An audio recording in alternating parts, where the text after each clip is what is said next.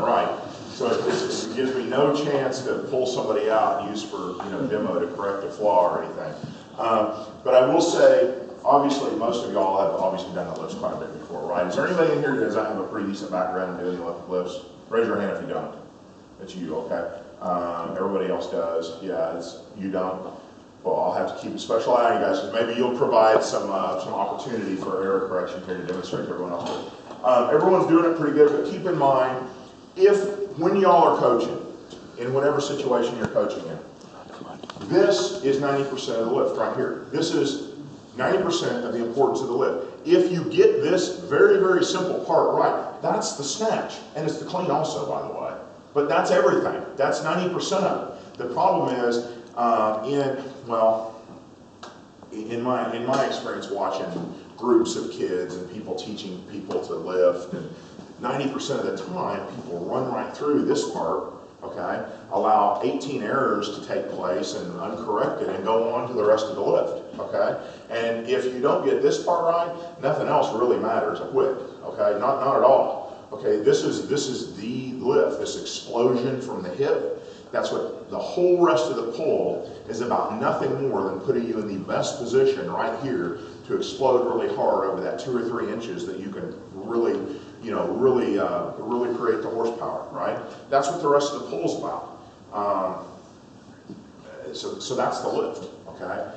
As you coach, keep that in mind and give it its proper emphasis, respect, to whatever words you want to use. If you can get people doing this right, you've got it. The rest of it's details. Don't gloss over this part and move on to other things, and so that they're lifting from the floor to a full squat, but they're not really getting it from the hip. Because at that point, you might as well be doing upright rows and bodybuilding. It's just not Olympic lifting. It's not going to give you the benefits that you should receive out of it, okay? If you're not exploding from the hip, it's not what it's supposed to be. So the next thing we do after this, okay? I have not mentioned one thing that is important here, and I've not mentioned it because it's just too dang much to think about, but we're going to mention it now, and we're going to say, you want to start on your heels. You want to jump off your heels. Obviously, as you extend hard, you go move onto your toes.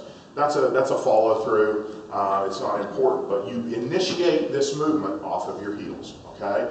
And you stomp your heels onto the platform as you come back down. So just go ahead and do that. Same thing as you've been doing. Just, he's on his heels, weight's on his heels. Now bend your knees, weight's still on his heels. His weight is all on his heels. Jump and catch, jumped off his heels, landed back on his heels, okay?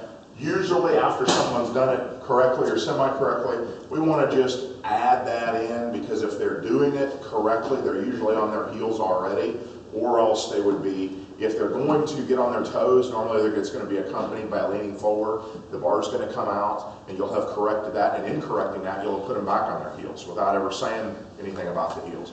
But at this point, when they've done it, just a second, at this point when they've done it correctly, you want to go ahead and mention you're on your heels, because they need to be aware of it to go further down in the lift. What's that? You know the way a lot of the traditional coaches teach you to receive in a wider position. Do you coach that when you're doing this drill, or do you not now? Not now. But not you now. do it. You do it in the progression. We will. I don't coach that, because if you tell them to stomp the feet, they are going to 9 times out of 10 naturally put their feet down in the best position. It's a little bit like when you're teaching someone to jerk. If you never mention it, and they somehow never think about it, and you say, stick one foot forward, they're going to just naturally stick the correct one forward, the one that they need, their dominant leg, okay? If, on the other hand, you say, now, let's figure out which leg to stick forward, all of a sudden, they can't decide, right? You've got to do, whatever different drills and exercises and this and that to try to figure out which foot to put forward, when it would have come naturally if you didn't ever say anything. I find that telling people right off the bat to move the feet, they're going to move the feet, and by the time we get to the point where they need to, move them into a receiving position, they will have kind of gotten to a set width that they move, and there's no need to mention that or correct it unless they're that 1 out of 20 kid that are really doing something weird, bringing their feet together or something, in which case, obviously before we go into the more, you need to correct it. Anything else? Any other questions at this point? Go ahead. One common one with this phase of when you're coaching novices is typically get a looping bar path, so it's projected out and away. I don't worry about that at all, okay, not at all. And here's something else that actually, I'm glad you said that, because I kind of forgot to mention, and it will go, it has to do a little bit with the bar path, okay? You'll notice that I made everybody be straight up and down right here, okay? That's a little different from some other learning progressions. Two reasons for that. Number one, when you speed the lift up, we're going to go right past this. And the fact that we did it straight up and down matters not a whit, okay? Not a bit, okay? But if you're straight up and down, what does it make you do? If you jump, you have to go somewhere, you're going to go back. And you're going to, every one of you that I've seen is ending up with just a little bit of layback like this. Your body's kind of in a banana shape, you know, the hips are here and you're back a little, okay?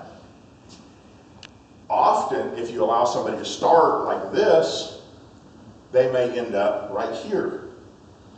Do you ever see a good lifter end up here? It doesn't happen. Well, you're not a good lifter if you end up here. You know, it's like a catch-22 situation. You want to end up with your hips through, okay, having transferred all the force you can to the bar. If I make you start when you learn straight up and down, you have nowhere to go but back. So you're going right from the start, you're going to get used to what is one of the most difficult things for a lot of people. It's very hard for some people to put their hips in the bar. They just want to do this like crazy, and it's hard to do this. But by making them start straight up and down, I'm making them do that right off the start, okay? Hopefully by the time we get all the way to the floor, we get some weight on the bar, they've gotten used to it and they're fine with it, okay? But you're not saying anything at this point about, you're not cueing anything to do with the hips at this point, you're not saying, you know, push through, Not yet. hit the bar. Not yet, because a lot of people will do it right without any cue, and I always want to give people a chance to do something right on their own, without thinking about it, without me correcting it. Give them an ample chance to get it right without clouding their mind with too much instruction. And those that don't get it right will correct it later.